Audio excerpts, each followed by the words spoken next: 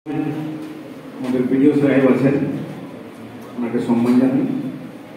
এছাড়াও অনেকেই আছেন, বিভিন্ন দপ্তর থেকে এসেছেন, আমাদেরও সম্মান জানাই। বিশেষ করে এই স্কুলের দিদিমণি, যারা স্টাফ আছেন, ছাত্রছাত্রী এবং প্রধান সাহেব, ওনাকে বিশেষ করে আমরা সম্বর্ধনা জানাই। এর কারণ গতকাল রাত 10টার সময় জেলা থেকে আমাদের খবর আসে যে একটা প্রোগ্রাম করতে হবে, বড় সাহেবের নির্দেশ, এসপি সাহেবের নির্দেশ, প্রোগ্রাম করতে হবে। আমি সেই মুহূর্তে তখন একটা মিটিংয়ে ছিলাম।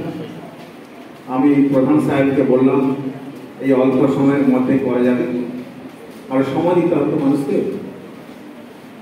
উনি আমাকে 8 ঘন্টা পর জানালেন, হ্যাঁ আমি কথা বলেছি, প্রোগ্রামটা করা যাবে।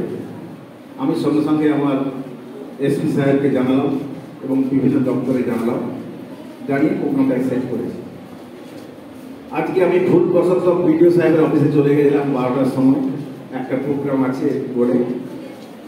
চলে যাওয়ার পর জানি সেখান থেকে ফিরতে হয়তো অন্য কোথাও চলে যাব, যেহেতু আমি কথা দিয়েছি কালীপদবাবুকে যে আমাকে আসতেই হবে। তার জন্য দুটো 12টা থেকে আমি আর থানায় ঢুকে, আমি এলাকায় ঘুরে বেড়াচ্ছি কখন অনুষ্ঠানটায় ঢুকবো। কারণ কথা দিয়েছি ছোট ছোট ছেলেমেয়েরা থাকবে, শিক্ষক থাকবেন, অনেকে বিশিষ্ট ব্যক্তিবর্গ থাকবেন, সবাই থাকবেন। আর আমি যদি না সেটা খারাপ লাগবে, প্রোগ্রামটা আমার জন্য করছি।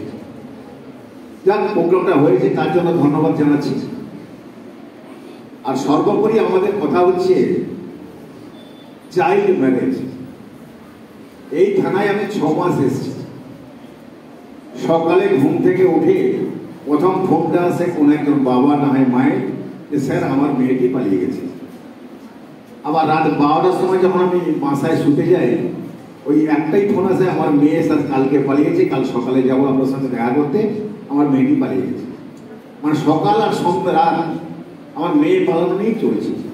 সেই জন্য আমাদের বিডিও সাহেব বলেছেন যে সর্বোচ্চ হার বেশি আমাদের মেয়ে পালানো। এই আমি এখানেই বসে আছি, একটা ফোন এলো যে একটা মেয়ে 13 বছরের মেয়ে পালিয়ে গেছে। তার বাবা মার বক্তব্য যে 13 বছরের মেয়ে গেছে, আমি অভিযোগ দিতে যেতে পারছি না, কারণ জানি আপনি আপনার কাছে গেলে আপনি হোমে পাঠাবেন। কারণ 3টে মেয়েকে আজকে 2 মাস করে এখনো হোমে আছে। নিজ কসবা যুদ্ধের একটা মেয়ে, তারপরে হচ্ছে খেজুরিতে একটা, আর একটা হচ্ছে আমাদের হিচিটি। এই 3টে মেয়ে এখনো পর্যন্ত 2 মাস করে আমরা হোমে রেখেছি। পাউসির যে হোম আছে, ভূপতিনগর থানার আন্ডারে পাউসির হোমে আমরা রেখেছি।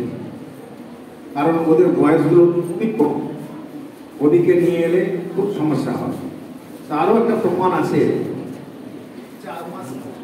4 মাস আগে একটা মেয়ে পালিয়ে যায়, আমরা কিডন্যাপিং কেস করি। তারপর মেয়েটাকে উদ্ধার করা হয়। উদ্ধারের পর ছেলেটা হাজতে ছিল, ছেলেটাও বাড়ি থেকে বেরিয়ে এসছে। মেয়েটা পালিয়ে আসার পর বাড়ি চলে গেল, একই কথা, মাসির বাড়ি পিসির বাড়ি চলে গেছিলাম, সেই মতো ওরা ফিরে এসছে। ঠিক তার 1 মাস পরে ওই মেয়ের বাবা এসে বলছে, স্যার আমার মেয়ে পালিয়ে গেছে। আমরা ভাবলাম তাহলে সেই মেয়েটা ছেলেটার সঙ্গে গেছে। পরে এসে বলছে, না স্যার সেই ছেলের সঙ্গে যায়নি, অন্য একটা ছেলের সঙ্গে পালিয়েছে। মানে এরা এখন কোন পর্যায়ে আছে তারা নিজেরাই জানে, কারণ ওদের বিবেক বুদ্ধি সেরকম নাই, বয়স পরিপক্ক নয়, তারা কোনটা ভালো কোনটা খারাপ বোঝার ক্ষমতায় থাকে, নাহলে এই ঘটনাগুলো ঘটবে না। আর এইগুলো আইনটা খুবই কড়াকড়ি হয়েছে এবারে। 1 জুলাই থেকে সমস্ত আইন নতুন হয়েছে। আগে আমাদের ইন্ডিয়ান পেনাল কোড ছিল, ক্রিমিনাল প্রসিডিওর ছিল, সেগুলো সমস্ত 1 জুলাই থেকে বন্ধ হয়ে গেছে।